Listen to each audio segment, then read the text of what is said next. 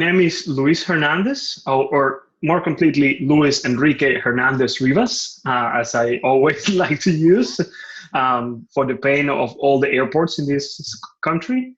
I live in New York City.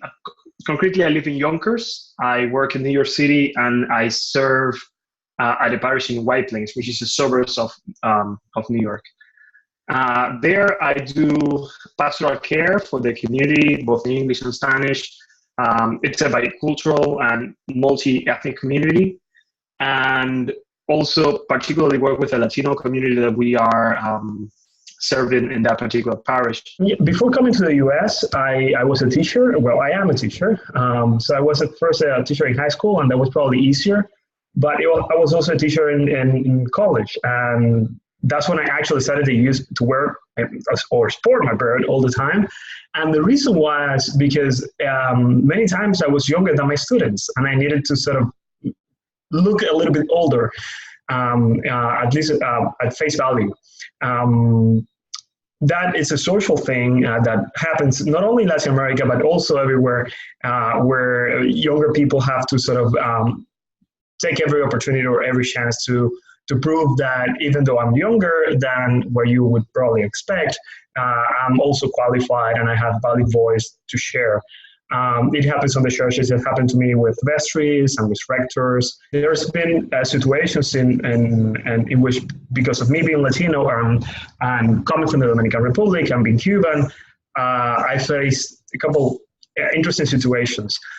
Sometimes, for example, people think that because I come from the Dominican Republic and my education was there, that my college degree, well, first off, people don't even think that I have a college degree, or or would say that the college degree or think that the college degree that I have is like somehow inferior or less culture than others here in the US. And also because I come from Cuba, and I'm Cuban, people think that, indeed we have a lot of economical situations in Cuba, and that are well known, but, it's not a little village that I'm coming from. It's a country, and we have all the developments that any other country Latin American has, and we are pretty aware of our situations there as well. So there is a lot of that back and forth. Particularly at the beginning, I came to the U.S. through the Midwest. It was my first opportunity to serve in the church. And I also came because of that. I particularly came to help in a parish in the 20th most segregated county in America. And that was I knew where I was coming to, and it certainly paid off. But I also had a lot of people that believed in me, that supported me, that took really good care of me, and made sure that as I was trying to deal with these situations, particularly at the beginning, coming from Latin America to this reality that it was so completely different from my previous experience of being a Latino. My previous experience of racism and colorism, coming to the US was shocking at the beginning. So I thankfully had the help of people that work with me and take good care of me and make sure that I was protected and safeguarded, and that I was able to grow even in the midst of that. To tell you more about my religious vocation, I really have to go back in my story and sort of explain a little bit where it's coming from. So before I was an Episcopalian, I was a member of a religious community in the Catholic Church. I entered that community when I was 17 years old in Cuba, and actually I went to the Dominican Republic as part of my formation in that community. As I grew up and matured emotionally and in my human perspective and also in my faith, it became clear to me and to that community, we discerned together that it was better for me to part ways with that community. And we did so in 2011. After that, I came back to and reinserted myself into lay life initially as a Roman Catholic, but then I discerned that I just couldn't bring myself to continue in that community and that church. And it was actually a teacher in seminary, a professor in seminary that for the first time saw in me this interest on the Episcopal Anglican tradition. And I remember as he saw that I was struggling with the Catholic Church and the ways of the Catholic Church. And he said, there's nothing wrong with you. There's nothing wrong with you. What you need to do is go to the Anglican Church. At that time, I had never experienced the Episcopal or Anglican expression of Christianity in any way. So I was like, I really dismissed it at the moment. It was like, yeah, teacher is crazy. But after that, it came to me in prayer when I was struggling and trying to find meaning in everything that was going on in my life. That comment of a teacher 2 or 3 years before that told me, you should go to the Anglican Church. So long story short, I started approaching the Episcopal Anglican expression, and I started going to the church in the Dominican Republic, and I fell in love the first day that I entered through the doors, and the rest is history. I started to serve in the Diocese of the Dominican Republic, and as I was serving in the church in different ways, that calling that I had inside me, that the calling to religious life and the calling to any ministry in the church, it's something that is eternal in a way that it comes with us since we are formed in our mother's womb and accompanies us in different ways across our life. So as I started to serve and to fall in love with the ways of the Anglican or the Episcopal Church, I couldn't bring myself but to experience that in more passionate and strong way. So it became clear to me that I had to sit down with God and say exactly what they want of me, what they want with me. And in that conversation is that I said, I think I need to go back to an expression of the religious life. And for that, we need to understand that in the Episcopal Church, religious life is different than in other communities and in other churches. It became clear to me that I had to come back to an expression of religious life that would challenge me, hold me accountable, and also push me forward in ministry and push me to the boundaries of what I had to offer. For my particular faith and my particular experience, the Franciscan tradition is what probably challenges me the most. And I actually started looking out. I discovered a couple of communities. I worked with different groups and eventually landed in this community called the Community of Francis and Clare, where with a group of men and hopefully soon women as well. We try to live together, following the gospel of Jesus in the way of Francis and Clare, by serving the church and serving the marginalized and the poor and everyone that is in need of a word of comfort from the gospel.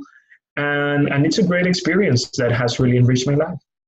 If you're feeling a calling, if you're feeling like you're falling in love, continue to fall in love with Jesus. And the way we fall in love with Jesus, the way we follow Jesus more closely is through community. Also pray, even if those two things not necessarily align, not necessarily work at the beginning, there is a place where God always is, and that is in the person that has need.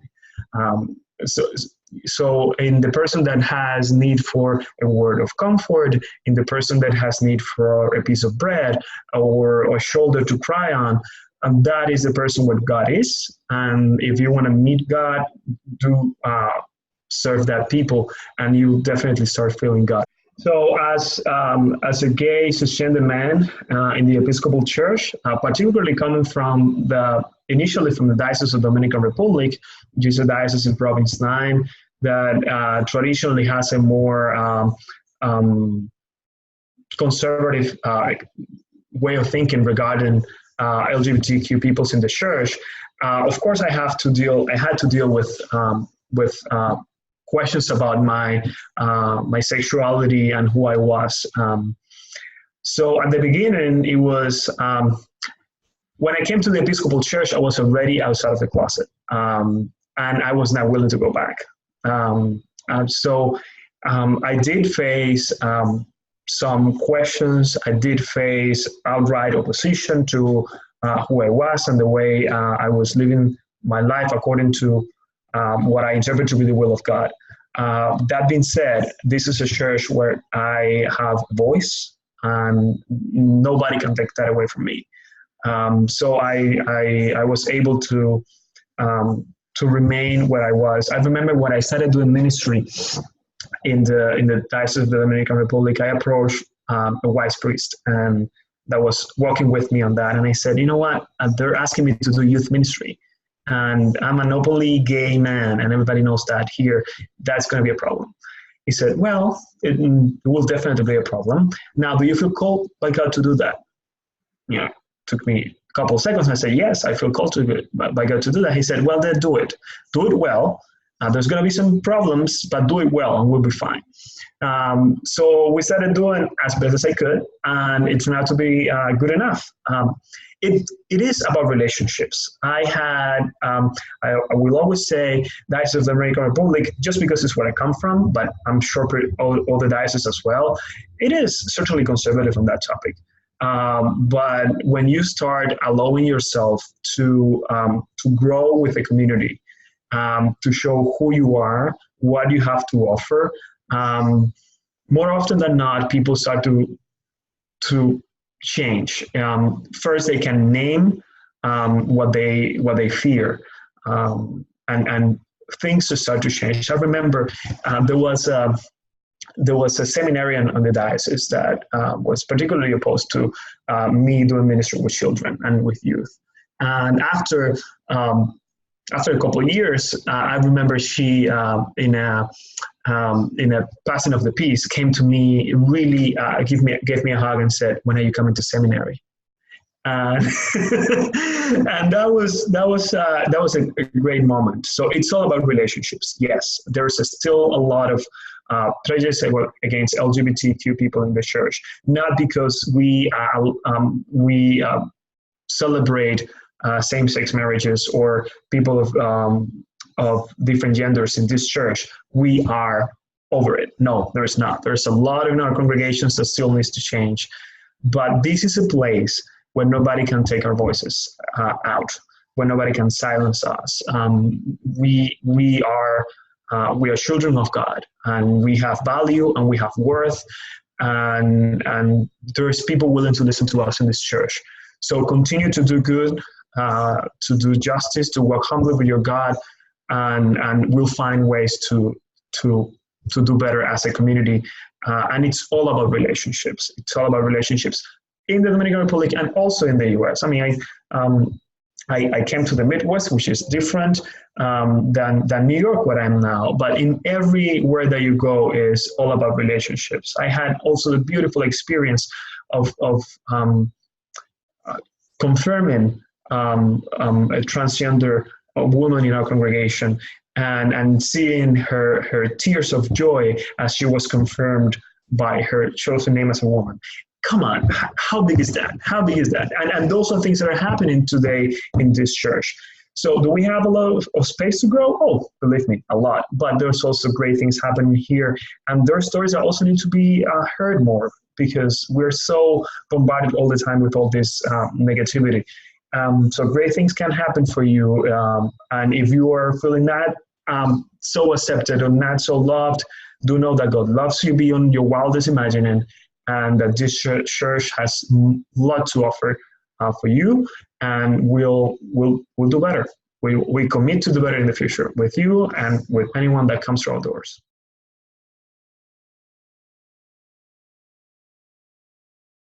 Sure, my pleasure, always. Anything you need.